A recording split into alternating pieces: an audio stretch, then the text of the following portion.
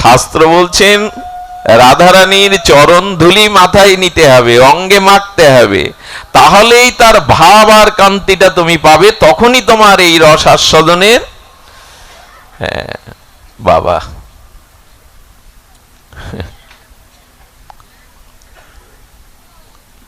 গোবিন্দ বললেন আশ্রয় তত্ত্বে এই রস আস্বাদন চায়, এই মধুরিমা, এ আমার আস্বাদনের বড় লোভ। আর লোভটা জাগলো কি করে জানেন? মানুষ যখন একটু পরিপাটি হয়ে দর্পণের সামনে দাঁড়ায় না, আয়নার সামনে, আয়নার সামনে নিজেকে খুব উপভোগ করা যায়, কেমন মানিয়েছে আমায়, আমার মুখবদনটাও কেমন। গোবিন্দ দর্পণে নিজের মুখ ছবি দর্শন করে আর বিমোহিত হয়ে গেলেন, উতলা হয়ে গেলেন, যেন সেই পূর্ণচন্দ্রের বিকশিত কিরণে সমুদ্রের জল যেমন উচ্ছ্বসিত হয়, তটিনীর জল যেমন উচ্ছ্বসিত হয়, গোবিন্দ নিজ বদন দর্পণে দেখে তার লোভ জেগে গেল। আমার রূপ এত মধুরিমা, আমার রূপে এত মাধুর্য, কিন্তু নিজের রূপ তো নিজে আস্বাদন করা, নিজের চোখ দিয়ে কি নিজের সৌন্দর্য মাধুর্য আস্বাদন হয়?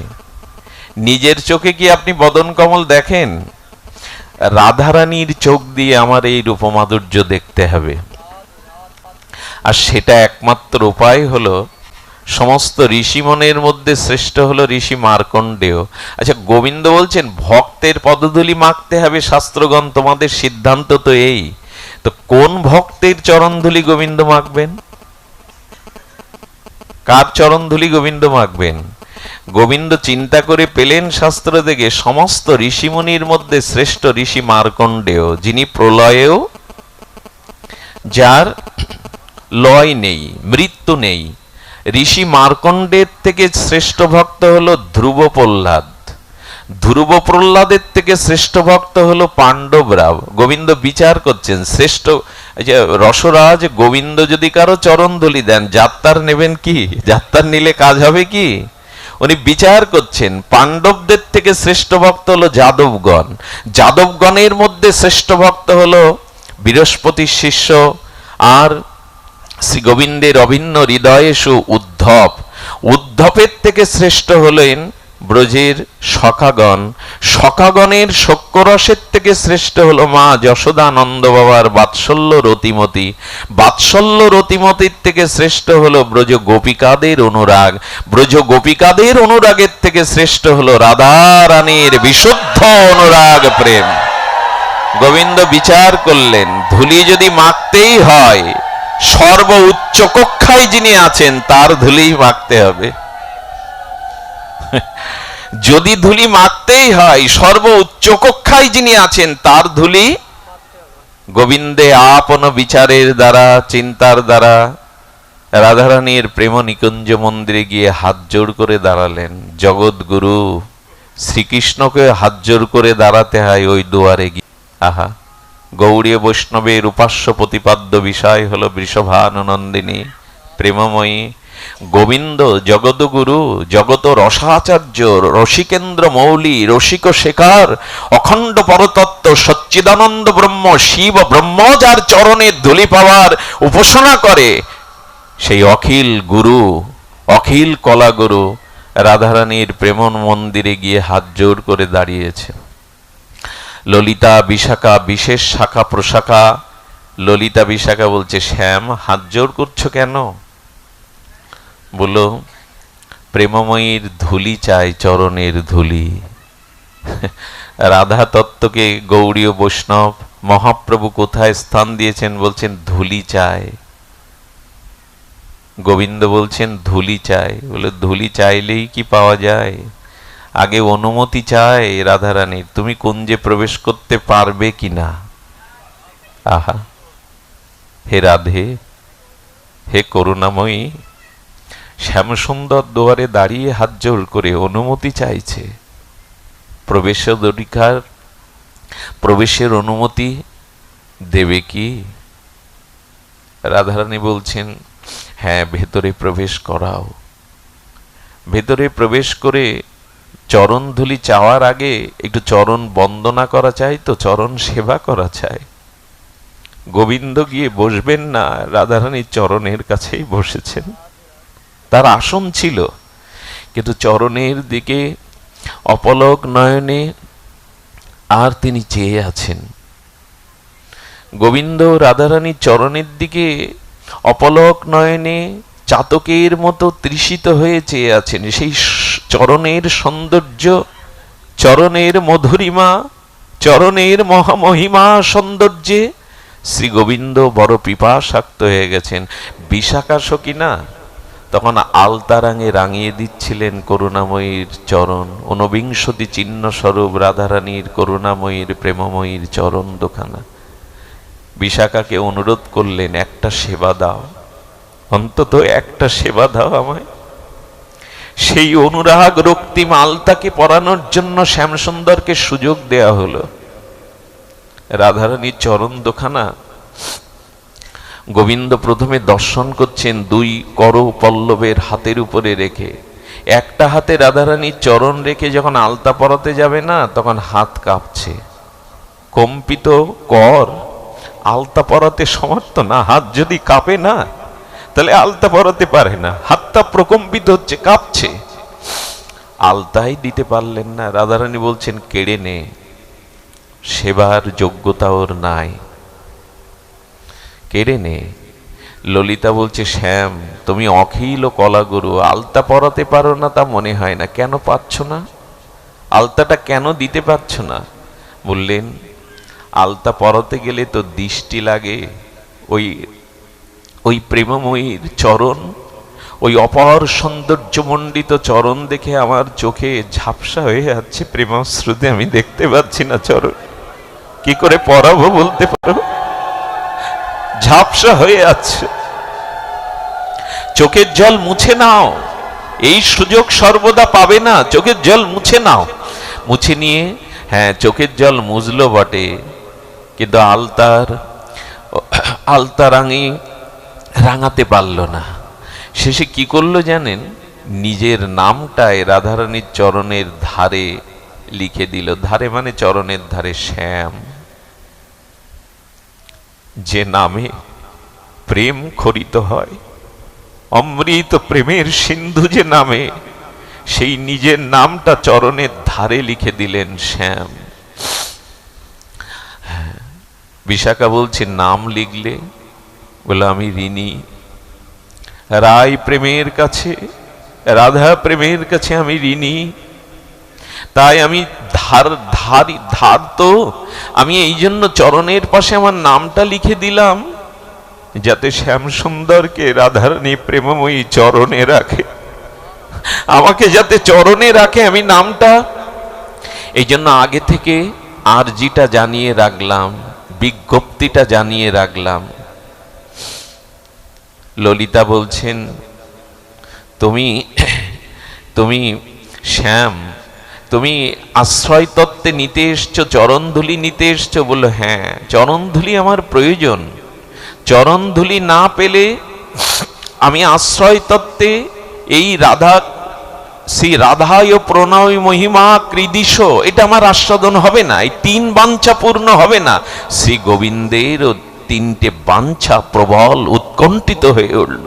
আচ্ছা, ভগবানের চিত্তে কোনো বাসনা থাকবে কেন? বাসনা কামনা তো আমাদের জন্য জড়িয়ে, আমাদের সত্য রজতম এই তিন গুণের প্রাধান্য, জড়া প্রকৃতি, মায়া প্রকৃতি, জীব তত্ত্বে কামনা বাসনা থাকবে। গোবিন্দের হৃদয়ে কেন বাসনা?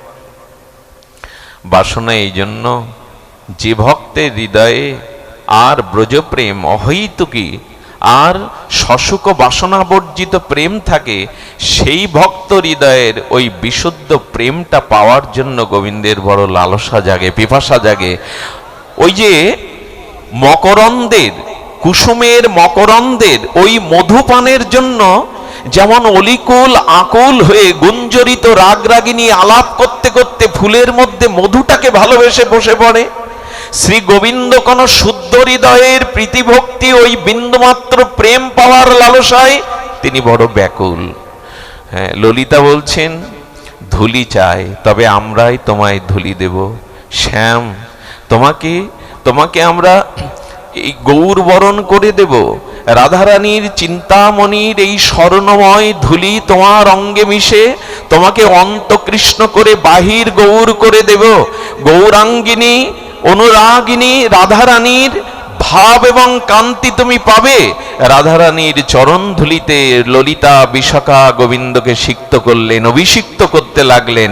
রাধারানীর চিন্তামণির স্বর্ণালী সেই প্রেমধুলি যবে গোবিন্দ মস্তকে অঙ্গে ধারণ করলেন, বাইরের গোবিন্দের স্বরূপটা ভেতরে প্রবেশ করে অন্তকৃষ্ণ রাধারানীর অনুরাগিনীর প্রেম ধূলিকণা, চিন্তামণি ধূলিকণা দিয়ে বাইরে রাধারানীর কান্তিটা পেলেন, অন্তরে পেলেন রাধা ভাব, বাইরে পেলেন রাধারানীর কান্তি।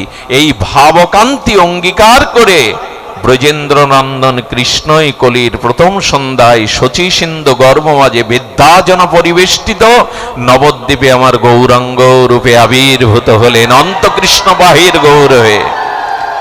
এই হলো আমার কৃষ্ণ গৌর হবার, রাধা কৃষ্ণ মিলিত তনু হবার এটাই হলো কারণ, এটাই হলো কারণ, একমাত্র কারণেই সেই গৌর হয়ে এসে আর অন্তকৃষ্ণ বহির গৌর রাধা ভাবদ্যুতি সুবলিত তনু হয়ে তিনি নবদ্বীপে এলেন।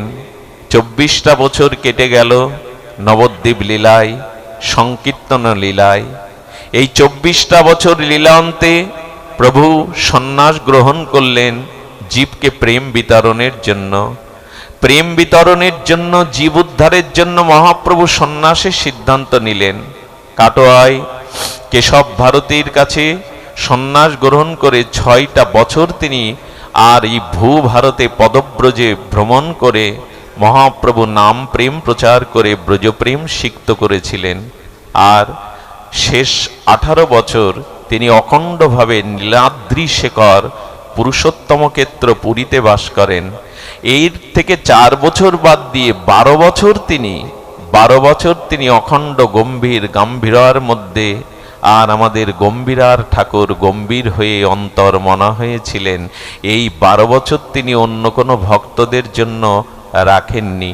পাশে রায় রামানন্দ, অনুভবী স্বরূপ দামোদর, এক গোবিন্দ দাস, এদেরকে নিয়েই মহাপ্রভু সেই গম্ভীর সুগম্ভীর গাম্ভীরায় গম্ভীরানাথ সেই রাধা বিরহ রস, বিপ্রলম্ভ রস তিনি আস্বাদন করেছিলেন। এটাই হলো আমাদের গৌড়ীয় ভজনের চরম উচ্চ কক্ষার চরম সংবাদ, পরম সংবাদ। এই সংবাদ যিনি না জানবেন তার ভজনে বিরহ জাগবেই না, তার ভজনে পুষ্টিতা জাগবেই না। প্রভু সবাইকে নিষেধ করলেন, আগামী রথযাত্রায় তোমরা এসো না, আমাকে এবার একা থাকতে দাও। কি করতেন গম্ভীরায়? আমরা যে গম্ভীরা দেখি এইটা প্রকৃত গম্ভীরা না। কাশী মিশ্রের ভবনে যে গম্ভীরা আমাদের দেখানো হয়, ঠিক এর পেছনে মূল গম্ভীরা। এখানে কাউকে প্রবেশ করতে দেয়া হয় না। কিন্তু যিনি পুরুষোত্তম আর ওই মঠের অধ্যক্ষ, তিনি যদি কারো প্রতি কৃপা করেন তাহলে তার অনুকম্পায় কেবল ওই গম্ভীরাটা দেখা যায়। আমরা যেটা দেখি ওটা বাইরের। তবু প্রভুর স্মৃতি বিজড়িত স্থান। এইখানে প্রভুর দশা যেটা হতো, আমি অনুরাগ বলতে চেয়েছিলাম, সেই অনুরাগটা আশ্রয় তত্ত্বে মহাপ্রভু এসে কি করছেন? লোমকূপে রক্তগম দন্তসাব হলে, কবু অঙ্গ ক্ষীণ হয় কবু অঙ্গ ফুলে। হ্যাঁ, নিদ্রা নাই, লবমাত্র নিশীতে নিদ্রা নাই। সারা ঋষি প্রভু বিরহ কাতর হয়ে কাঁদেন। মাঝে মাঝে মধ্যরাত্রে অনুভবী স্বরূপ দামোদর কণ্ঠলগ্ন হয়ে সেই বিরহের কি শোনেন? গীত গোবিন্দ, চণ্ডীদাসের পদাবলী আর কর্ণামৃত, এই গ্রন্থ অনুভব জেনে রায় রামানন্দ স্বরূপ দামোদর মহাপ্রভুর প্রাণকে ধারণ করে রেখেছিলেন সেই বিরহে। মাঝে মাঝে প্রভু ক্রন্দনরত হয়ে স্বরূপ দামোদরের কণ্ঠলগ্ন জড়িয়ে ধরে বলছেন, স্বরূপ নাহি মোর কৃষ্ণ প্রেমধন, দরিদ্র মোর জীবন, দেহান্দ্রিয় বিতা হইল সব। স্বরূপ আমার তো কৃষ্ণ প্রেম নাই, আমার তো অনুরাগ নাই, আমি তো দরিদ্র। মহাপ্রভু বোঝালেন, যার বিরহ জাগিয়ে বিরহ উৎকণ্ঠায় যার ভগবত ভজন নেই সেই হলো দরিদ্র। এই জগতে সেই প্রকৃত দরিদ্র যার ভজন নেই, যার উৎকণ্ঠা নেই, যার ব্যাকুলতা নেই। দরিদ্র মোর জীবন, নাহি মোর কৃষ্ণ প্রেমধন, দরিদ্র মোর জীবন। স্বরূপ রামানন্দ, রামানন্দ স্বরূপ বলতো আমি কি করে পাবো আমার প্রাণনাথকে, আমি কি করে পাবো? রাধার মাথুর বিরহে বিরহ কাতর মহাপ্রভু এভাবে প্রলাপ বকেন। প্রলাপ বকতে বকতে মাঝে মাঝে আর মেঝেতে মুখটা ঘষে রক্তাক্ত করেন। এ কি ব্যাখ্যা করার কথা? মহাপ্রভু বিরহে, রাধা বিরহে মাঝে মাঝে মুখটা মেঝেতে ঘষেন, ঘর্ষণ করেন। আমি পেলাম না, আমি পেলাম না। এই বিরহের কথা বলতে গিয়ে মনে পড়লো আর একজনের বিরহের কথা। তিনি আমাদের দক্ষিণেশ্বরের ঠাকুর রামকৃষ্ণদেব পরমহংস। যখন সূর্য অস্ত যেত না, কলকাতা মহানগরীর বুক ছেড়ে যে ভাগীরথী গঙ্গা বয়ে গেছে, গঙ্গার তীরে দক্ষিণেশ্বরে একটা ছোট ঘর ছিল। ওই ঘরে অস্তগামী সূর্যের দিকে থেকে পরমহংসদেব মুখ ঘষতেন। মুখ ঘষতে ঘষতে রক্তাক্ত হতেন আর বলতেন, দিন যে চলে গেল মা, দেখা তো দিলি না। দিন অবসান হলো মা, তো দেখা দিলি না। কেউ বুঝতো না। ওই পথ দিয়ে যারা গ্রামবাসীরা সন্ধ্যায় কাছ থেকে ফিরতে বলে, তোমাদের ঠাকুরের মির্গির রোগ, ওকে ঠেকাও, প্রতিদিন সন্ধ্যা এলেই এই মির্গির রোগ বাড়ে, মুখ ঘষে রক্তাক্ত হয়ে যায়, কাঁদে, ওকে ওকে তোমরা বাঁচাও। তার যে কি রোগ বাইরের লোক কি জানবে গো? বাইরের লোক তো জানবে না। সেই বিরহ কি মহাপ্রভুর সেই গম্ভীর গম্ভীরার মধ্যে আর নিশিত রাত্রে, গভীর রাত্রে তার যে প্রবল উৎকণ্ঠা ব্যাকুলতা, এটা সাধারণের বোঝবার কথা নয়। সদ্গুরুদেবের কৃপায়, হরিনামের কৃপায়, ব্রজভক্তির যদি অনুকম্পা কারো ভিতরে আসে, আর এই রসিকজনের সঙ্গ যদি হয়, এই বিরহ কাতার ব্রজবধূ সুন্দরী গণের একান্ত আনুগত্যে কেউ যদি ভজন করে, তাহলেই কেবল এই অনুরাগের ভাষা সে বুঝবে, ভাব সে বুঝবে। এটা সকলের বোঝার কথা না, সকলের হৃদয়ে এটা আবেশ আসার কথা না। মহাপ্রভুর একদিনের ঘটনা শুনুন। গোবিন্দ দাস মহাপ্রভুর চরণের কাছে মাথা রেখে একটু তন্দ্রা গেছে। রামানন্দ, স্বরূপ, দামোদর তারাও বিশ্রামে গেছে। মধ্যরাত্রে মহাপ্রভুর সেই বিরহ উৎকণ্ঠা যেন শতগুণ, শত থেকে সহস্র কোটি গুণ বেড়ে গেল। মহাপ্রভু আবেশে উঠলেন। তিন দিকে প্রাচীর, একদিকে দরজা, কোনো জায়গায় পথ পাচ্ছেন না বাইরে যাওয়ার। প্রভুর মুখটা ঘষছেন দেয়ালে, দেয়ালে ঘষছেন, কোথা প্রাণনাথ, কোথা প্রাণনাথ। এভাবে ঘষতে ঘষতে যখন বাইরে যাবে কি করে, উঁচু প্রাচীর, একদিকে খিল দেওয়া।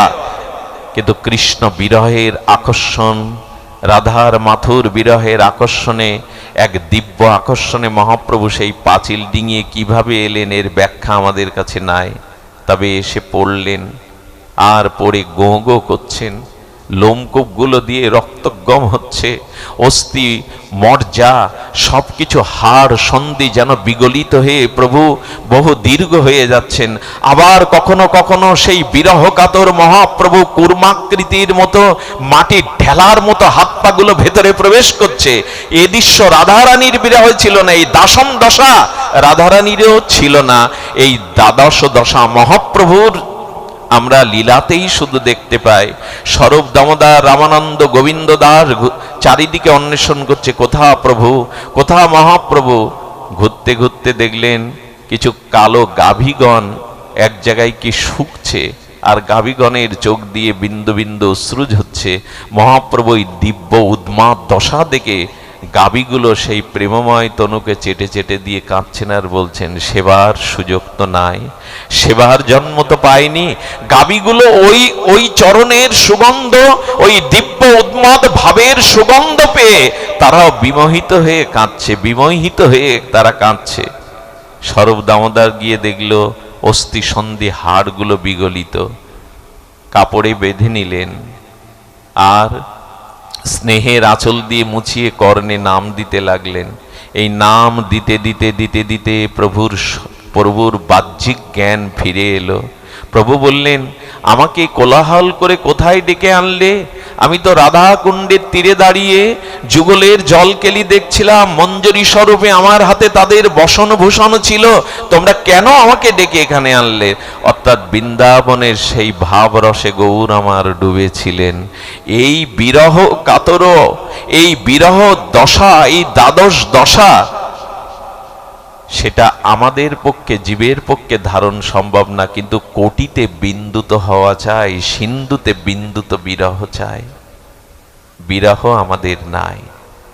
এই বিরহ যতদিন না জাগিয়ে শুধু যান্ত্রিক ভজন ভজন করতে হয়, তাই যন্ত্রের ভজন, এ ভজন আমাদের নয়, অনুরাগের ভজন। জানেন, রূপ গোস্বামী রাস পঞ্চধ্যায় পাঠ করছেন, রূপ গোস্বামী পাঠ করছেন, সেখানে কিছু বিজ্ঞ ব্রজ নিষ্কিঞ্চন সর্বত্যাগী মহাত্মা শুনছেন। হেন হেন প্রাণী নেই যে চোখ দিয়ে অশ্রু ঝরছে না, কিন্তু গোস্বামী পাদের নয়নে কোনো অশ্রু নাই, গোস্বামী পাদের নয়নে এক বিন্দু অশ্রু নাই। এক মরমী ভক্ত প্রণাম করতে গিয়ে দেখছে রূপ গোস্বামীর গা দিয়ে তাপ বেরোচ্ছে। কি দেখলো জানেন? সেই তাপটাকে, বিরহ শোকটাকে এমন করে গভীরে লুকিয়ে রেখেছেন, এমন করে গভীরে লুকিয়ে রেখেছেন, একটা গাছের কাঁচা পাতা পড়তে পড়তে গোস্বামী পাদের মাথার দুহাত উপরে যখন এলো, দপ করে জ্বলে গেল, দপ করে পুড়ে গেল। কতটা বিরহে ভেতরে থাকলে মাথার উপরে একটা কাঁচা পাতা পুড়ে যায়? বিরহটাকে তাকে গম্ভীরাশয় করে লুকিয়ে রেখেছেন। এই লুকিয়ে রাখা, চলুন ব্রজের বিরহের সংবাদ নেই। এই বিরহের উৎপত্তি স্থল ব্রজভূমি, বিরহের উৎপত্তি স্থল হলো গম্ভীরার গম্ভীর প্রকষ্টে। চলুন ব্রজে যাই। ব্রজে যাব কি গো? এই ব্রজেন্দ্র নন্দন ব্রজ ছেড়ে তো যান না, তবু লীলাতে যখন তিনি দ্বারকায় উদ্ধবের হাতটি ধরেছেন, উদ্ধবের হাতটি ধরে বড় ব্যাকুল হয়ে চোখের বিন্দু বিন্দু প্রেমাশ্রু গোবিন্দের পড়ছে। উদ্ধব অন্যতম প্রিয় আর অভিন্ন হৃদয়, শ্যাম সুন্দর তুমি কাঁদছো কেন? তুমি ক্রন্দন করছো কেন? উদ্ধব ব্রজে যাও, গচ্ছ উদ্ধব ব্রজং, ব্রজ গচ্ছ উদ্ধব, তুমি ব্রজে যাও। আমার পিতামাতাকে অন্তত প্রাণের কিছু সান্ত্বনা দিয়ে বাঁচিয়ে এসো। গোপীগণের সামনে তুমি কিছু বার্তা নিয়ে, আর তুমি কিছু সান্ত্বনা নিয়ে যাও। তারা এতদিন প্রাণে বেঁচে আছে কিনা জানি না। বলতে বলতে বিন্দু বিন্দু অশ্রু আর উদ্ধবের হস্তে পড়ছে। উদ্ধব এই বিরহ দশা দেখে বারবার বলছেন, এত বিরহ তোমার, এত বিরহ তোমার, তুমি আমাকে মনের কথা বলো। উদ্ধব, যেদিন ব্রজের অক্কুরের রথে আমি উঠেছিলাম, সেদিন মা যশোদা নবনীতর থালা নিয়ে আমাকে ছুটছিল, গোপাল যাস না গোপাল। আমি পেছনে ফিরে মাকে বললাম, মা আমি কাল পশু আসব। আমার মা বেঁচে আছে কিনা জানি না। উদ্ধব, কাল পশু আসবো কেন বললে? কেন গেলে না ব্রজে? বললেন, কাল পশু আসবো এটা যদি না বলতাম প্রাণ ধারণ করতে পারতো না মা আমার। ওই আশার শৃঙ্খলে আশার প্রদীপ জ্বালিয়ে রেখেছে, হয়তো সে আসবে।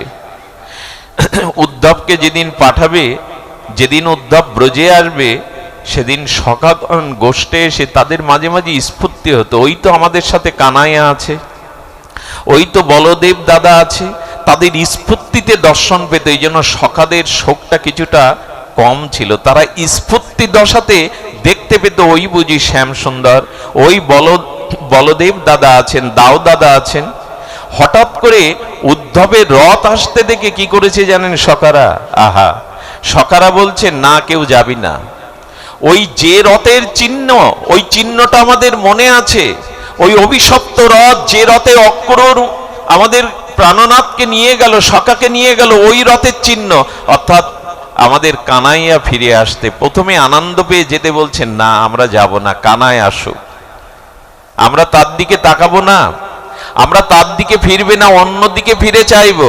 কানাই এসে আমাদের পায়ে পড়বে, আমাদের বদন জড়িয়ে ধরবে, বক্ষ জড়িয়ে ধরবে, আমাদের অভিমান ভাঙাবে, তারপরে আমরা কানাইয়ের প্রতি কথা বলবো। আদৌ তো কানাই নাই। তারা এই অভিমান বুকে নিয়ে দাঁড়িয়ে আছে। ওই বুঝি কানাই এলো। রথ থেকে উদ্ধব যখন সখাদের দিয়ে নামলো, ওরা মুখ অন্যদিকে ফিরেছিল যে অভিমান ভাঙাবে, কানাইয়া আমাদের অভিমান ভাঙাবে। অভিমান ভাঙাবে কি? দেখলো কানাইয়ের বস্ত্র প্রসাদী মালা আছে বটে, তবে আমাদের কানাইয়া নাই। তারা আবার বিরহে কাতর হয়ে বলল, তাহলে এই রথে কানাইয়া আসেনি, তুমি এসেছো? উদ্ধব বলছেন তোমরা আমাকে একটু নন্দ বাবার পথটা দেখিয়ে দাও, নন্দালয়ের পথটা তোমরা দেখিয়ে দাও। বলি এই পথ আজকাল আর কাউকে চেনাতে হয় না। নন্দ ভবনে যাবে তো এই পথ কাউকে চেনানো লাগে না, এই পথ রচনা হয়ে গেছে। উদ্ধব বললেন এই পথ রচনা হয়ে গেছে, তোমরা আমাকে ভেঙে বলো। বললেন সামনে গিয়ে দেখো উদ্ধবজি, একটা জলের লালা আসছে, নালা তৈরি হয়েছে, জলের নালাটা এসে যমুনায় মিশে গেছে। ওই জলের ধারাটা যে পথ দিয়ে যাবে, ওই পথের ধারায় যেতে যেতে দেখবে যেখানে জলের উৎসটা, ওটাই জানবে নন্দভবন, ওটাই জানবে যশোদা ভবন। এ কথা কি আমি ব্যাখ্যা করতে পারবো? অর্থাৎ যেদিন থেকে গোপাল চলে গেছে মথুরায়, সেদিন থেকে যশোদা মা, নন্দ বাবা, ব্রজের প্রাচীন গোপগণ তারা এমন করে কাঁদেন, সেই চোখের জলে একটা খাল তৈরি হয়ে যমুনায় এসে মিশেছে। এটা ব্যাখ্যা করার কথা না, এগুলো ব্যাখ্যা দিয়ে বোঝানোরও কথা না। যারা যুক্তিবাদী তাদেরও এই কথা মাথায় ধরবে না। কি করে মানুষের চোখের জলে লালা তৈরি হয়? মহাপ্রভু যেখানে কাঁদতেন না মা, সেইখানে একটা গর্ত তৈরি হয়ে গেছিল, একটা নালাও তৈরি হয়ে গেছিল।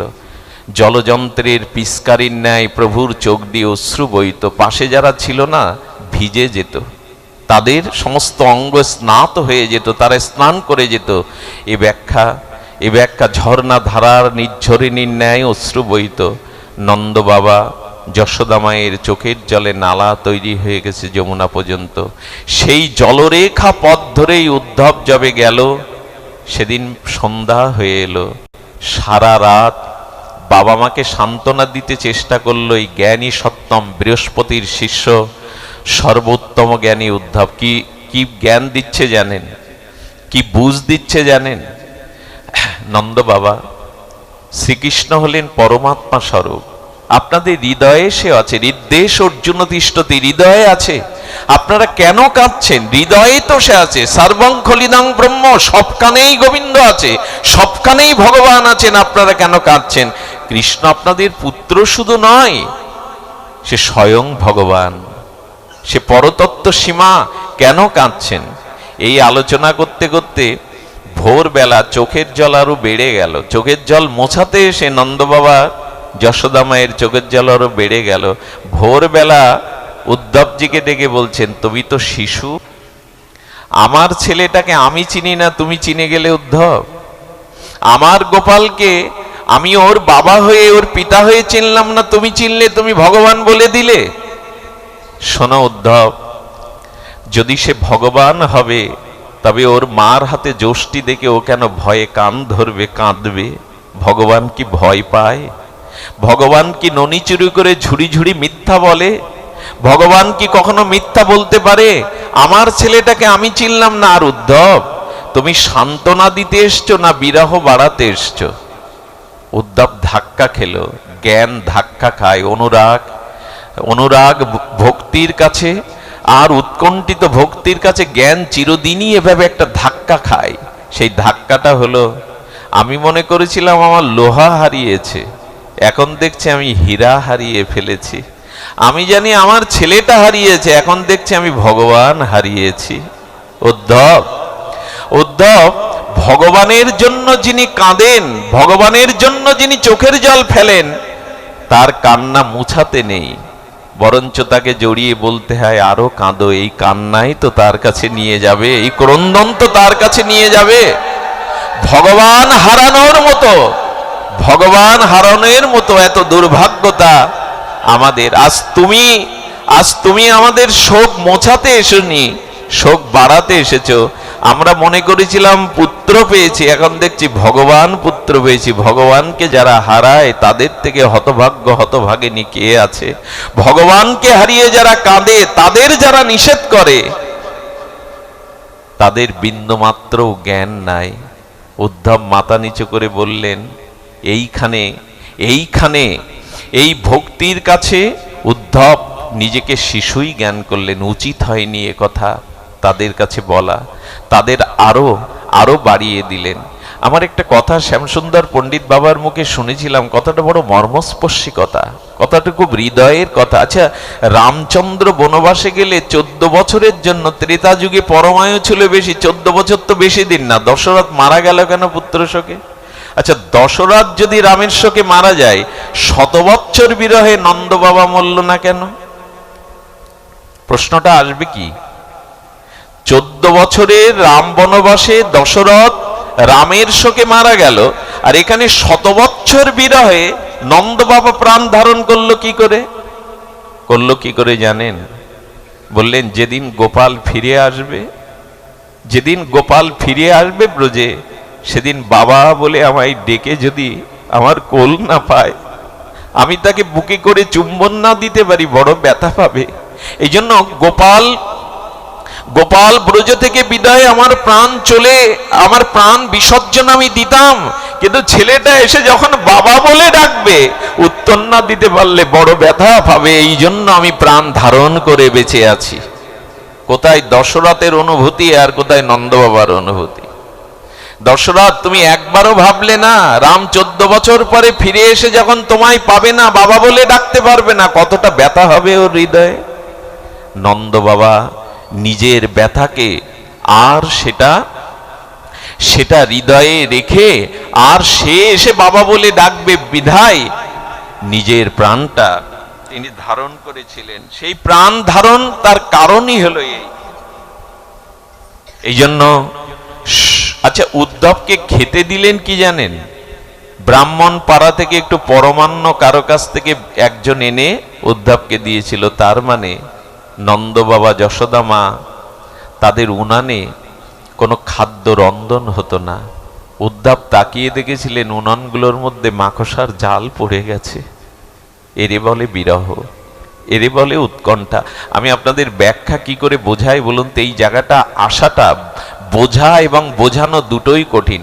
আমি একটা দৃষ্টান্ত প্রায় দেই। 12 বছর দেবতার মন্দিরে মাথা কুটে কুটে কোনো মা যদি সন্তান প্রাপ্ত হয়, 12 বছর ডাক্তাররা বলেছিল তুমি মা ডাকে জন্মে শুনতে পাবে না, কিন্তু দেবতার মন্দিরে মাথা খুঁটে খুঁটে বরাভয় আশীর্বাদে সন্তান পেল। শশীকলার ন্যায় বাড়তে বাড়তে 4 বছর বয়স হলো সন্তানটার, কিন্তু কালের করাল গ্রাসে যদি সন্তানটা মারা যায়, 2-4 দিন ওই মায়ের যে দশা হয়, এখানে তা কিছুটা বোঝানো যায়। সেই মায়ের কি দশা হয় জানেন? নিদ্রা নেই, ঘুম নেই, পাথর প্রতিমার মতো বসে বসে মাঝে মাঝে ডুবরে কাঁদে আর বলে, গোপাল আয়, আয়, তোর ক্ষুধা লেগেছে বাবা, আয় আমার কোলে আয়, আমাকে মা বলে ডাক। তার নয়নে জগৎ নাই, সংসার নাই, তার নয়নের সম্মুখে তার গোপালই যেন ঘেসে বেড়াচ্ছে, খেলে বেড়াচ্ছে, এই বুঝি মা বলে ডাকবে। জানেন, 2 বালতি জল যদি তার স্নানের জন্য প্রতিবেশিনী কেউ মাথায় দিয়ে দেয়, এত তাপ বিরহে জলটা মাথায় দাঁড়ায় না, শুকিয়ে যায় সঙ্গে সঙ্গে। কেউ যদি তার মুখে একটু গরম দুধ দিয়ে দেয়, গালসি দিয়ে পড়ে যায়। নিদ্রা নেই, আহার নেই, স্নান নেই, রাত দিন তার ওই গোপালের অবয়বের চিন্তা, ওই বুঝি গোপাল। কিছুটা দৃষ্টান্ত দেওয়া যায়, মন যখন এরকম বিরহে একমাত্র সেই প্রিয় পরমের বিরহে কাতর হবে, এই দিনই বিরহের সার্থকতা। এই জন্য তারা রান্না করতো না। উদ্ধব বেরিয়েছে গোপী দর্শনে, রাধা দর্শনে। এ বড় বিরল সংবাদ, এ বড় উৎকণ্ঠিত ব্যাকুলিত সংবাদ ব্রজভক্তির। আর জ্ঞান যাগ যোগ্য কর্ম ফেলে শুদ্ধ অনুরাগের, এটাই হলো একমাত্র মার্গদর্শন, দিগদর্শন। যেতে যেতে দেখছে সুখসারি বসে বসে তারা কাঁদছে নীরব। সুখসারি নীরব হলে মানায়, তোতা পাখি নীরব হলে মানায় কি? হে সুখ, হে সারি, তোমাদের সেই রাধা মাধবের যুগলের দ্বন্দ্ব একবার শোনাও। সারি মুখ ফুটে বলল, উদ্ধব, যার জন্য গাওয়া সে তো ব্রজে নাই, যার জন্য গীত, যার জন্য গান সে তো ব্রজে নাই। তাই ব্রজনাথ যদি কখনো ব্রজে ফিরে আসে, তখনই এই কণ্ঠে গান আসবে, তাছাড়া গান আসবে না। উদ্ধব মাথা নিচু করল, দুটো পাখির এই দশা, দুটো পাখির সুখসারীর এই দশা। গাভীগুলোর দিকে তাকিয়ে দেখছে, আর উদ্ধবের গায়ে গোবিন্দের প্রসাদী মালা, প্রসাদী বস্ত্রের গন্ধ গোবিন্দ মনে করে গাভীগুলো ছুটে এসে উদ্ধবকে দেখে দাঁড়িয়ে গেছে। গাভীগুলোর অশ্রু বইছে চোখ দিয়ে, গাভীগুলো দেখছে তো আমাদের প্রাণনাথ না। আবার তারা মথুরার দিকে উদাস হয়ে তাকিয়ে আছে। একটু গভীর জঙ্গলের দিকে উদ্ধব যখন গেল, উদ্ধব কি দেখলো জানেন? উদ্ধব দেখছে আগুন চাপা দিলে যে রং হয়, তপ্ত আগুনকে চাপা দিলে যে রং হয়, কয়েকজন বসে আছে একজনকে মাঝখানে ঘিরে। এই মাঝখানে যিনি বসে আছেন ইনি হয়তো রাধা। উদ্ধব এক পা দুপা করে এগিয়ে গিয়ে যে দৃশ্যটা দেখেছিল, সেই দৃশ্যের বর্ণনার ভাষা আমার নেই। রাধারানী দেখছে একটা বায়স বসে আছে, কাক বসে আছে ডালে। রাধারানী অশ্রুবিগলিত নয়নে কাকটাকে ডেকে বলছেন, ভাই, একটা সংবাদ তুমি মথুরায় পৌঁছে দেবে? একটা সংবাদ তুমি মথুরায় পৌঁছে দেবে? কাক যদি মর্মভেদী অনুভবের ভাষা বলে, কি সংবাদ? বলে, যাও না, তুমি তো সংবাদগুলো কা কা করে জানিয়ে এসো, মথুরায় গিয়ে তুমি একটা সংবাদ জানিয়ে এসো। বলো, রাধারানীর দেহ কাষ্ঠ ঘরে আগুন লেগে গেছে, আর সেই রাধারানীর ঘরে তার প্রাণ পশুটা শৃঙ্খলে বাঁধা। আগুন লাগলে, আর গোয়ালের ভিতরে যদি আগুন লাগে, গাভীটা দড়ি কেটে বেরোতে পারে, কিন্তু বাইরে দিয়ে যদি কেউ শিকল এঁটে দেয়, পুড়ে মরা ছাড়া তার আর গন্তব্য থাকে না। তাকে গিয়ে বলো, রাধারানীর দেহ কাষ্ঠ ঘরে বিরহের অগ্নিতে দাও দাও করে জ্বলছে, আর প্রাণ পশুটা পুড়ে মরছে। সে যে আশার শিকল দিয়ে বলল পশু আসবো, এই শিকলটা যেন খুলে দিয়ে যায়। অন্তত এই সংবাদটা গিয়ে তাকে বলো, এই সংবাদটাই গিয়ে তাকে বলো। হ্যাঁ, আর একটা সংবাদ জেনে আসবে, তো আর একটা সংবাদ জেনে আসবে, তাকে বলে আসবে যে এই বিরহের এই আশার শিকলটা যেন খুলে যায়। উদ্ধবের প্রথমে না মুকুট খুলে ফেললো এই কথা শুনে। এ কি অনুরাগ, এ কি বার্তা! একটা কাককে তাদের মনের ভাষা বার্তা বাহ করে তাকে পাঠাচ্ছে, বলছে বলো। আর দেখলো না আগুনেই পুড়ে গেছে, আগুনেই পড়ে গেছে। উদ্ধব যাওয়ার সাথে সাথে এক গোপী তাকে আসন দিয়েছিল, আসনটা চোখের জলে না ছিদ্র হয়ে গেছে। উদ্ধব দেখলো এদের আসনে বসবার যোগ্যতা আমার নাই। কৃষ্ণ বিরহের আকারে ব্যাকুলিত চিত্ত এই আসনকে প্রণাম করে ধুলায় বসলো। উদ্ধবকে কৃষ্ণ সতর্ক করেছিল, উদ্ধব, কৃষ্ণ শব্দটা উচ্চারণ না করলে ওরা তোমার কোনো কথা কান দেবে না। তুমি বলছো বললে তোমার কথা ওরা, এত অনুরাগ, কৃষ্ণ বললেই তোমার দিকে তাকাবে। উদ্ধবকে বলছেন, উদ্ধব, আচ্ছা দ্বারকায় বুঝি পূর্ণিমার চাঁদ ওঠে না আকাশে? উদ্ধব বলছেন, চাঁদ তো পৃথিবীর সব ক্ষেত্রেই ওঠে। রাধারানী সখীবৃন্দ বলছেন, না, মথুরায় বুঝি পূর্ণিমার চাঁদ ওঠে না? যদি চাঁদ উঠত তাহলে আমাদের শ্যামসুন্দরের আমাদের কথা একবার মনে পড়তো অন্তত। সেই শারদ পূর্ণিমায় মলয় পবনে যমুনা পুলিনে বংশীবটে যে রাস, সেই রাসের স্মৃতি তার তো ভুলবার কথা না। যদি মথুরার গগনে চাঁদ উঠত, শ্যামসুন্দরের আমাদের কথা একবার মনে পড়তো। আমার মনে হয় মথুরার আকাশে চন্দ্র ওঠে না। কি বিরহের ভাষা! এরপরে বললেন, বুঝেছি যে রুক্মিণী সত্যভামা মহিষবৃন্দ আছে তারা খুব শিক্ষিতা, তারা সেবা পরায়ণা, তারা বহুবিদ্য, কলাবিদ্যায় পারঙ্গম। উদ্ধব তাদের সেই কলা বিদ্যা পরিপাটি সেবা শিক্ষিতা আদি তাদের পেয়ে কি গোয়ালিনীর কথা কারো মনে থাকে? গোয়ালিনীদের কথা, অশিক্ষিত গোয়ালিনীদের কথা কি মনে থাকে? আপনি যদি সোনা পেয়ে যান তাহলে লোহাটা ছেড়ে দেবেন, কেউ যদি হীরা পেয়ে যায় তাহলে সে সোনাটাও ছেড়ে দেয়। গোপীগণ বলছেন, মহিষীবৃন্দ তারা বড় পরিপাটি, তারা নিত্য কলা সেবায় বড় পরিপাটি, এই জন্য অভাগিনীকে ভুলে গেছেন। উদ্ধব একটা জিনিস দেখছে, প্রশ্নটা করলো কি জানেন? প্রশ্নটা হলো, ওই যে মাটিগুলো ভিজে গেছে, গোপীরা যেখানে বসা সমস্ত মাটিগুলো কদ্দমাক্ত ভিজে গেছে, চোখের জলে ভিজে গেছে ব্রজের ধুলি, ব্রজের মাটি। এইখান থেকেই গোপীচন্দনের সৃষ্টি। গোপীর চোখের জলে ব্রজের চিন্তামণি ধুলি যে কাদা হয়ে গিয়েছিল, এটাই এই যে গোপীচন্দন কেন পরা হয় জানেন? ওই অনুরাগটা যাতে আমার ভিতরে জাগে। রাধাকুণ্ডের আমরা রজপরি কেন জানেন? সেই রঘুনাথ দাস গোস্বামী সেই গোপীগণের অনুরাগের ছোঁয়া ওই ধুলিতে, চিন্তামণির ধুলিতে যদি জাগে, যদি একবার সেই ধুলির মহিমায় অনুরাগ জাগে। এক গোপী এগিয়ে এসে বলছেন, উদ্ধব, বর্ষাকাল তোমাদের ঋতুতে 2 মাস, আষাঢ় শ্রাবণ, কিন্তু আমাদের বর্ষা ঋতু 12 মাস, কারণ 12 মাসই গোবিন্দ বিরহে গোপীদের চোখে জল ঝরে। উদ্ধব দেখছে কয়েকদিন ধরে 10 দিন থাকবে বলে 10 মাস থেকে গেল। এই 10 মাস উদ্ধব কি দেখেছিলেন জানেন? গোপীদের বসন কখনো শুকাতো না, গোপীদের বসন সর্বদা ভিজা থাকতো। গোপী তার উত্তর দিয়েছিল, যেদিন কাপড় কাছে মায়ের, ওই দিন রাত দিন যদি মুষলধারে বৃষ্টি হয়, কাপড় শুকাবে কি? আমাদের বর্ষা তো 12 মাস, আমাদের নয়নের বর্ষা এটি বিরতি দেয় না। এই জন্য রাত দিন যদি বস্ত্রখণ্ডে চোখের জল পড়ে, তবে কি সেটা শুকায়?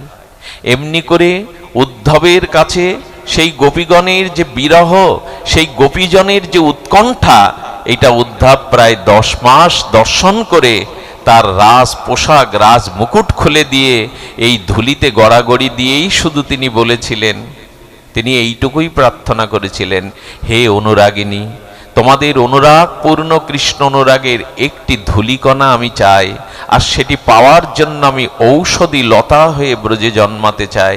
সেই লতার উপরে তোমাদের অনুরাগের একটা ধূলিকণা যদি পড়ে, তবে উদ্ধব নিজেকে ধন্য মনে করবে।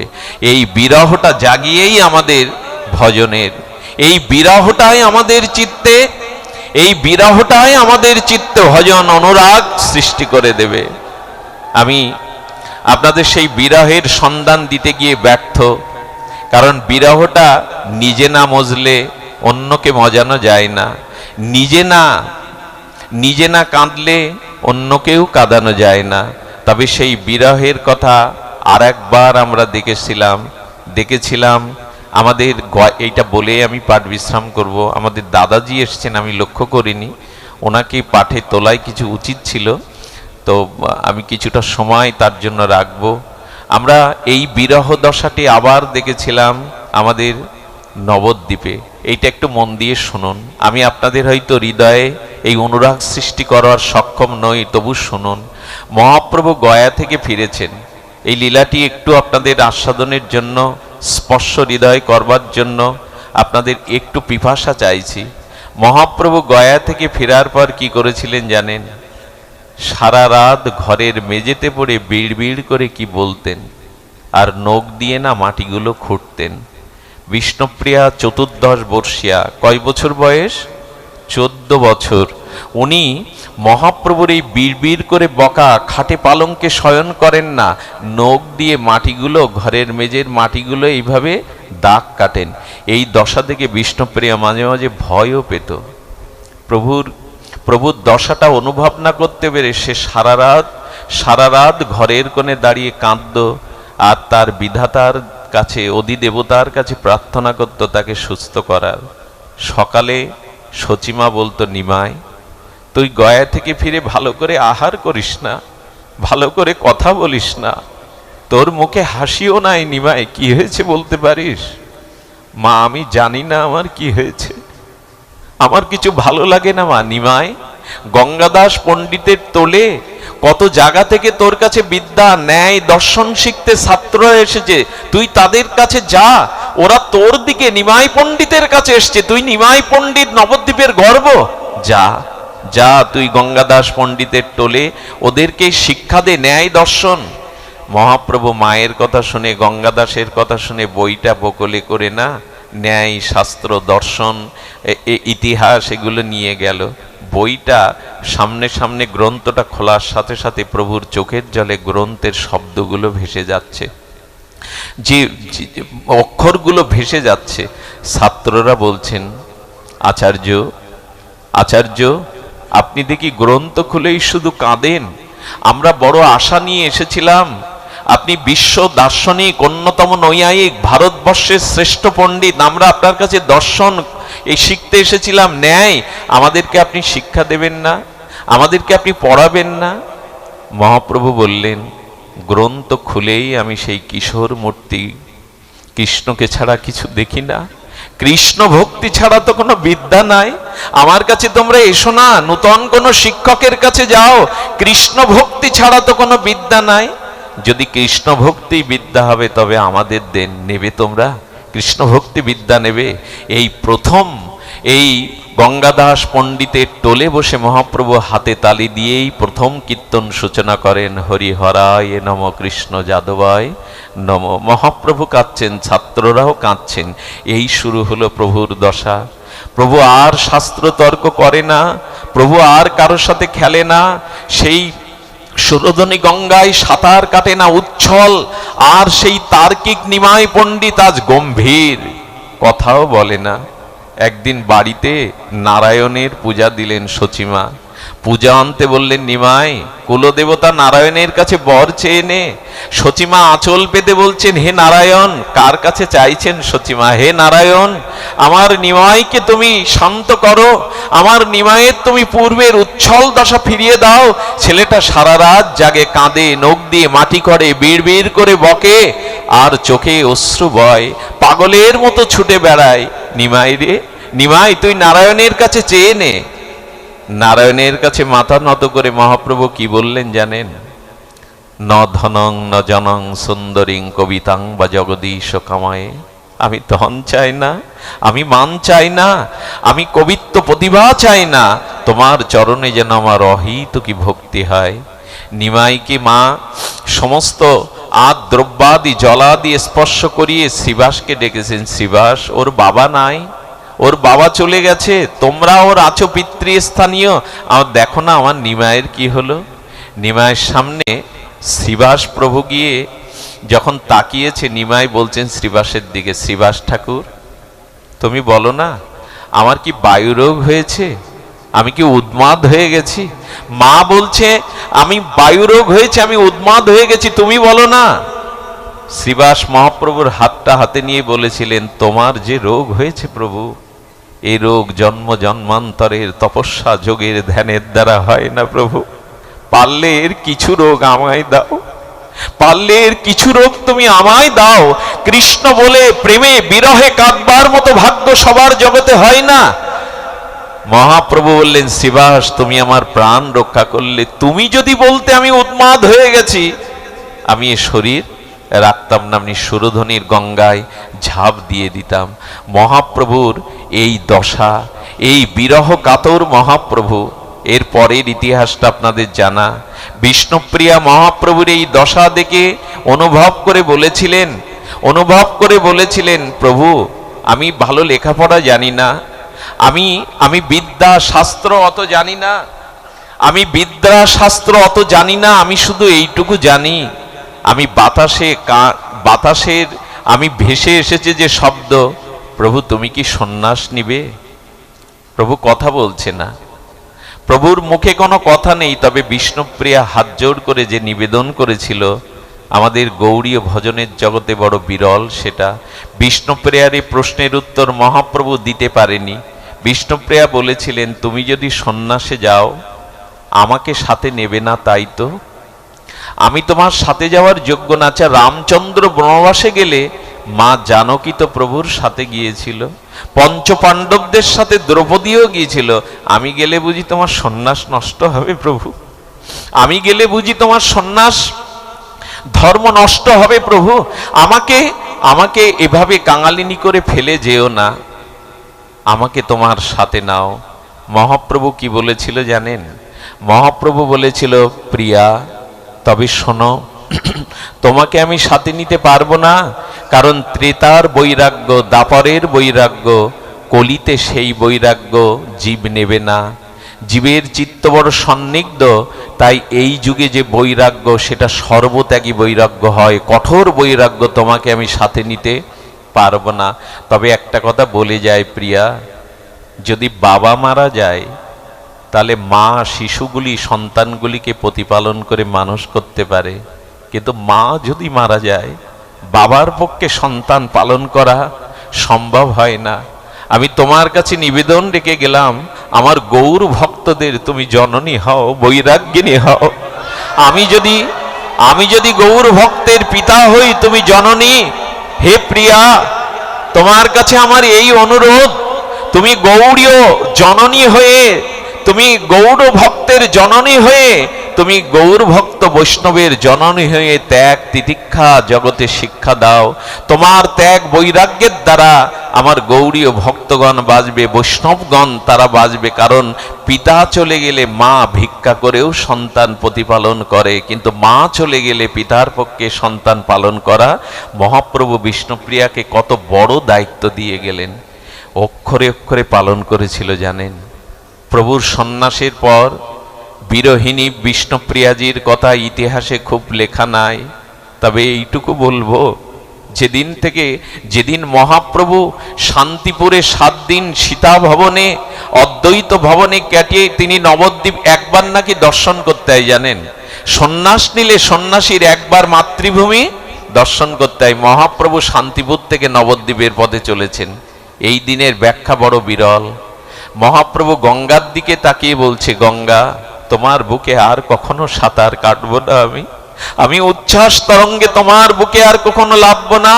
বৃক্ষগুলিকে দেখে বলছেন, হে বৃক্ষ, হে শাখা, আমি আর তোমাদের বুকে জড়ে আর সেই খেলা করব না। ধুলিগুলিকে ডেকে বলছেন, হে নবদ্বীপের ধুলি, এই আমার শেষ বিদায়, আর তোমাদের ধুলি মাখা হবে না। সকলে বিরহে লক্ষ লক্ষ ভক্তবৃন্দ শ্রোতা কাঁদছে, বিষ্ণুপ্রিয়া ঘরের মধ্যে ঘোমটা টেনে দিয়ে কাঁদছে। কিছু নদিয়ার মায়েরা গিয়ে বলে, কিরে পোড়ার মুখী, জগতে সব জীবের অধিকার আছে তার মুখখানা দেখার, তোর অধিকার নাই, তোর অধিকার নেই, তুই কি অন্যায় করেছিলি হতভাগিনী কাঙালিনী। জগতে সবার অধিকার আছে ওই মুখটা দেখবার, তোর অধিকার নাই। বিষ্ণুপ্রিয়া বলেছিল, এভাবে বলবি না। কাঁদতে কাঁদতে বলেছিলেন, যে মানুষটাকে লক্ষ লক্ষ লোক দেখতে যাচ্ছে সে মানুষটা তো আমার, সে মানুষটা আমার, এটাই তো আমার গর্ব। আমার মানুষটাকেই সবাই দেখতে যাচ্ছে, আর তাকে দেখবার কথা বলছো। সে যে আমার হৃদয় আসনে সর্বদা আসীন, আমি তাকে হৃদয়ে দেখি। এ কথা কি মানায়? এ কথা কি মনে সান্ত্বনা দেয়? মন যেন বলে উঠল, পোড়ার মুখী, আর কখনো ধুলা পাবি না, আর কখনো চরণ পাবি না, যা। এই বিদায় বেলা আর মহাপ্রভু কখনো আসবে না।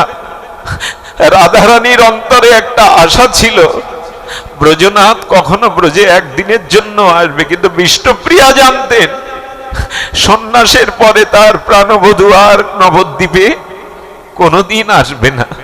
এই হলো তার বিদায়। বিষ্ণুপ্রিয়া সহ্য করতে পারেনি জানেন। ঘরের কোণে মুখ লুকিয়ে কাঁদছে সচিমা মূর্ছিত হয়ে পড়ে আছে বারান্দায়। মহাপ্রভু নিজের বাটির সামনে দিয়ে যাচ্ছেন। বাড়িটার দিকে তাকিয়ে মহাপ্রভুর কি দশা হয়েছিল একবার কল্পনা করুন। বিষ্ণুপ্রিয়া ছুটে এলো মহাপ্রভুর চরণের সামনে, তার ধুলায় ধূসরিত দেহটা আর বিলিয়ে দিল। ধুলায় ধূসরিত দেহটা পড়ে আছে। সকলে নীরব। নবদ্বীপবাসী, আকাশ বাতাস বৃক্ষলতা পশু পাখি সবাই কাঁদছে বিরহিণী বিষ্ণুপ্রিয়ার দশা দেখে। মহাপ্রভু কাঁদছেন, বিষ্ণুপ্রিয়া মাটিতে এইভাবে শুয়ে কাঁদছেন। কে তুমি? প্রভু জিজ্ঞাসা করছেন, কে তুমি এভাবে ধুলায় পড়ে আছো? আমি অভাগিনী কাঙালিনী। কে তুমি? আমি গৌরাঙ্গ প্রিয়া। তুমি গৌরাঙ্গ প্রিয়া নও, তুমি আজ থেকে বিষ্ণু প্রিয়া হও, কৃষ্ণ প্রিয়া হও। আমি কি নিয়ে বাঁচব?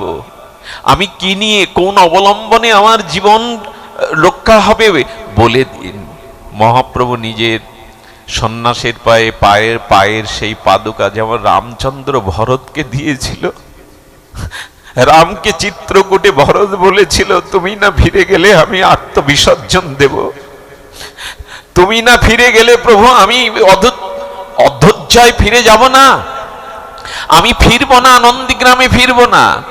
জনক রাজা মুনি ঋষিরা বলে বলেছিল, রাম তুমি প্রেমের কাছে হেরে যাবে, তুমি ভরতের চোখের জলের প্রেমের কাছে তুমি হেরে যাবে। বললেন আপনারা উপায় করুন। দুখানা পাদুকা দিয়েছিলেন, ভরত মাথায় করে বললেন, আজ থেকে এই দুটো পাদুকায় আমার কাছে রাম সীতা, আমার কাছে আমার প্রভু আর মা জানকী।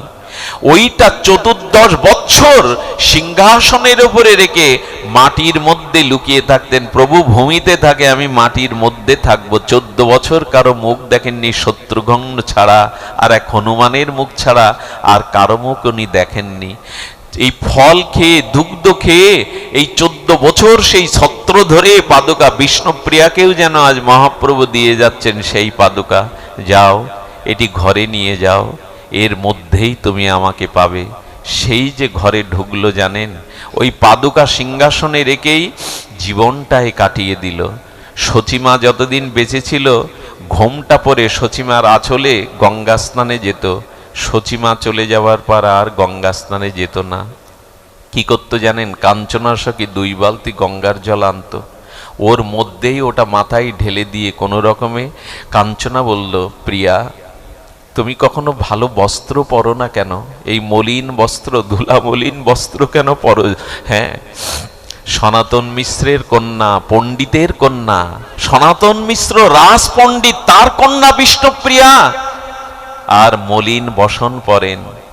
তিনি কখনো খাটের উপর ঘুমাননি, মেঝেতে ঘুমিয়ে থাকেন। কাঞ্চনা বলল, বড় স্বাদ হয়, তোকে সাজাতে একটা ভালো কাপড় পরতে পারবি না রে সখী? বললেন, যার প্রভু গম্ভীরার মেঝেতে পড়ে থাকেন। মহাপ্রভু মাথায় বালিশ দেননি জানেন 12 বছর। আর কলার সরাটা, কলার পাতার মাঝখানের ওই শুকনো ডাটাটা চিকিয়ে পাতলা একটা কাপড় সেলাই করে, তাও সচিমা কষ্ট পাবে বলে মহাপ্রভু ওই কাঁথাটা স্বীকার করেছিলেন, মাথায় বালিশ দেননি। যার প্রভু জগৎ জীবের উদ্ধারে ত্যাগ বৈরাগ্য শিক্ষার জন্য মাথায় বালিশ দেয় না, পালঙ্কে শোয় না, আর সামান্য একটা কাপড় পরে কাটায়, আমি তার ঘরণী হয়ে কি শোভা পাই ভালো কাপড় পরার? এই আদর্শ আছে মায়েদের। বিষ্ণুপ্রিয়ার যে ত্যাগ তা সুলিখিত হয়নি, এত বড় ত্যাগ কারো মধ্যে আমরা দেখি না। সেই মেঝেতেই পড়ে থাকতেন, আর খেতেন কি জানো মা? এরকম ভজন কারো আছে বলে আমি কখনো কোনো ইতিহাসে পুরাণে পড়িনি। হ্যাঁ, বিশ্ববন্দিত পাবন পদরেণু, কেশী উপকণ্ঠের বৈষ্ণব সেবার মূর্তিমন্ত বিগ্রহ, প্রাতঃস্মরণীয় শ্রীমৎ মুরারি মোহন দাস বাবাজি মহারাজ এটি বলতেন আর কাঁদতেন। তার অশ্রুতে অষ্টসাত্ত্বিক ভিকারে অঙ্গ ভরে যেত। উনি বিষ্ণুপ্রিয়ার আবির্ভাব তিথিতে শ্রীপঞ্চমীতে এইটা ভক্তদের শিষ্যদের করতে বললেন। বিষ্ণুপ্রিয়ার সামনে 2টো মাটির পাত্র থাকতো, একটা পাত্রে কিছু চাউল আর একটা খালি পাত্র। সকাল থেকে হরে কৃষ্ণ মহামন্ত্র প্রসাদী করে এক একটা চাল রেখে দিত পাত্রে। শুনেছেন কখনো? এক একটা চাল প্রসাদী করে খালি মাটির পাত্রে রেখে দিত। দুপুর 12টা পর্যন্ত কটা চাল হতো বাবা, সেই চালগুলো গঙ্গা জলে ফুটিয়ে মহাপ্রভুকে ভোগ লাগিয়ে নিজে পেতেন আর সখীদের দিয়ে দিতেন। এই ছিল তার সারা জীবনের আহার। আমরা পারবো তো? আমরা কল্পনাও করতে পারবো? রাত্রে ঘুমাতেন না, কি করতেন জানেন? সেই পাদুকাখানা বুকে জড়িয়ে ধরে পাদুকার উপরেই পড়ে থাকতেন। কখনো তার নিদ্রা যাওয়া হয়নি। একথা জানতে পেরে মহাপ্রভু আদেশ দিয়েছিলেন, বিরহের চরম দশা দেখুন, আদেশ দিয়েছিলেন যে নিম্ন বৃক্ষের তলে আমার আবির্ভাব হয়েছিল ওইটা কেটে আমার বিগ্রহ তৈরি করতে বলো। হ্যাঁ, বংশীবদনকে বলেছিলেন আমার ওই যে, এই জন্য আজকে যে বৃক্ষটা আমরা দেখি, এই বৃক্ষটা মহাপ্রভু সেই সময়ের নিম্ন বৃক্ষ নয়, বৃক্ষটা কেটে গৌর মূর্তি তৈরি করা হলো। সেই গৌর মূর্তি দর্শনের সাথে সাথে, প্রাণ প্রতিষ্ঠার সাথে সাথে বিষ্ণুপ্রিয়া এমন উতলা হয়ে গিয়েছিলেন, ভক্তরা দেখলেন এই বিগ্রহ থাকলে বিষ্ণুপ্রিয়া লীন হয়ে যাবেন, বিলীন হয়ে যাবেন। তাই বিষ্ণুপ্রিয়ার বড় ভ্রাতার কাছে এই বিগ্রহ রাখা হলো।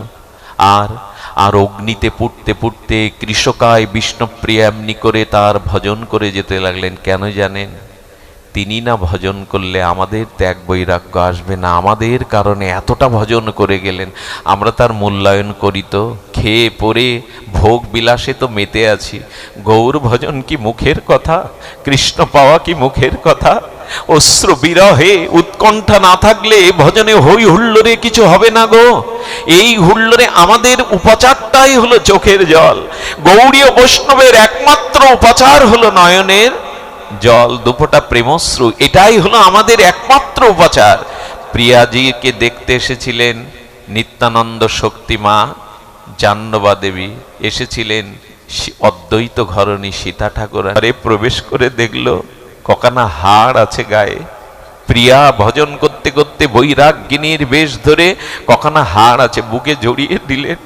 নিত্যানন্দ ঘরণীকে পেয়ে, নিত্যানন্দ শক্তিকে পেয়ে, অদ্বৈত ঘরণী সীতা ঠাকুরকে পেয়ে বিষ্ণুপ্রিয়া ডুবরে কেঁদে উঠলেন, মা আমি যে আর পাচ্ছি না, এই বিরহ, এই অনাল আমি আর পাচ্ছি না। মা কেঁদো না।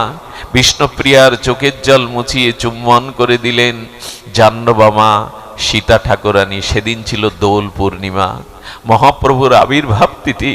এই বিষ্ণুপ্রিয়ার প্রেম মূর্তি, বিরহে মূর্তিকে এই প্রথম বের করলেন আমাদের নিত্যানন্দ ঘরণী, অদ্বৈত ঘরণী। ঘুমটা পড়ে যেখানে সেই গৌর বিগ্রহ, সেদিন ভক্তরা কীর্তন করছে বাইরে হরিনাম, বিষ্ণুপ্রিয়াকে নিয়ে যাওয়া হলো। নিয়ে কি করলো জানেন?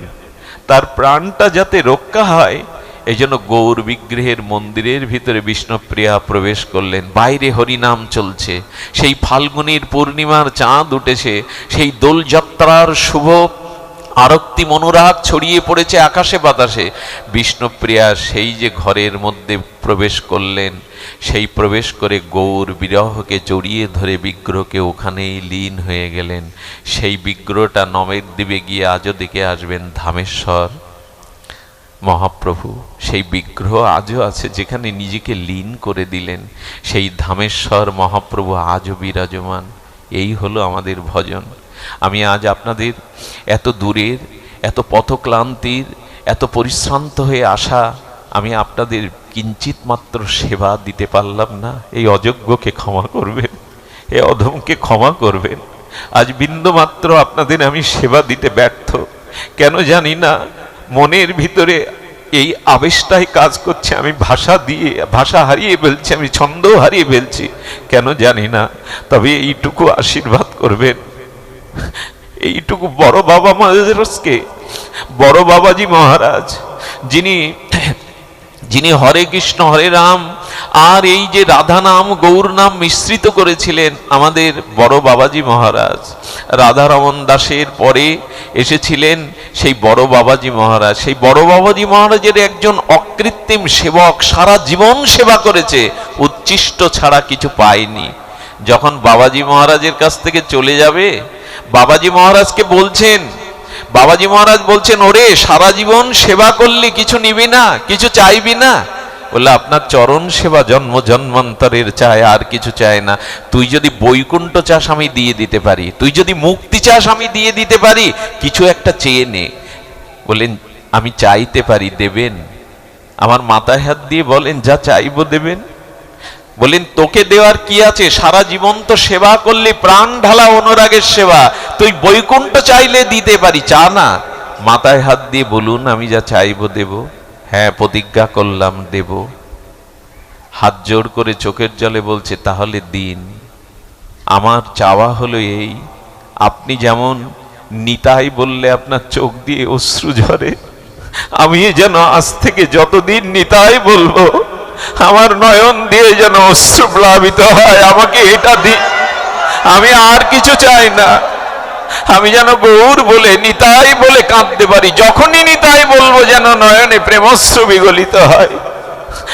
বাবাজি মহারাজ অনেকক্ষণ নীরবে কাঁদছেন আর বললেন, ওরে আমার সর্বস্ব নিয়ে নিলি আজ, আমার যা কিছু সাধনার ধন সর্বস্ব নিয়ে নিলি আজ।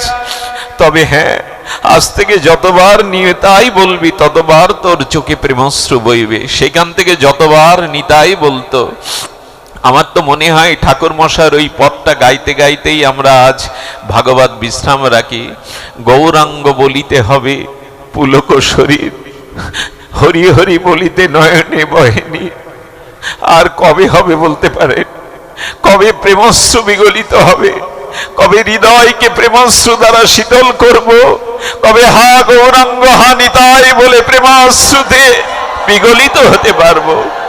এই আকাঙ্ক্ষা, এই প্রার্থনা, এই ব্যাকুলতাই যেন আমরা আমাদের চিত্তে রেখে দিই। শুধু ভক্তগণ, আজকের অনুষ্ঠানে এমন একজন আমার সামনে আছে, আমি হারিয়ে ফেলছিলাম নিজেকে। আমার অভিন্ন হৃদয়, ভজন পথের চরম বান্ধব। উনি এসেছেন আমি কল্পনা করতে পারি।